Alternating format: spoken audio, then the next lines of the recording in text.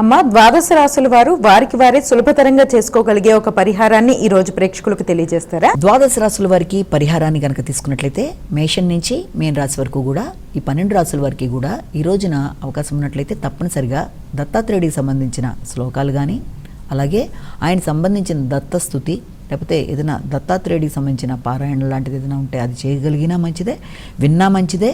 అలాగే దత్తుడి యొక్క శ్లోకాలు మీరే పఠించినా, లేకపోతే చేసుకున్న పూజా విధానం, కొందరు ఆల్రెడీ దత్తాత్రేయుడికి సంబంధించిన పూజా విధానం చేసుకుంటూ ఉంటారు కాబట్టి అది ఓకే.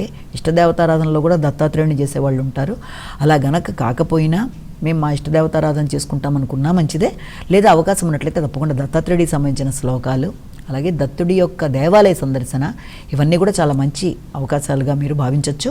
అవకాశం ఉన్నట్లయితే తప్పనిసరిగా ఇది కూడా మేము వినడానికి అవకాశము లేదు, చేయడానికి అవకాశము లేదు. ఈ పూజా కార్యక్రమం అనుకున్నట్లయితే ఇంకా చేసుకోగలిగితే శ్రీదత్త శరణమ్మ అనే శ్లోకాన్ని వీలైనంత ఎక్కువ సార్లు పఠించడం బట్టి కూడా మీకు చిన్న చిన్న సమస్యలు, గోచారి చెదురవుతున్న ఇబ్బందులను ఈ రోజున మీరు అధిగమించడానికి ఆస్కారం అనేది ఉంటుంది. కనుక అవకాశం ఉన్నట్లయితే ఆ కోణంలో మీరు ప్రయత్నం చేయొచ్చు.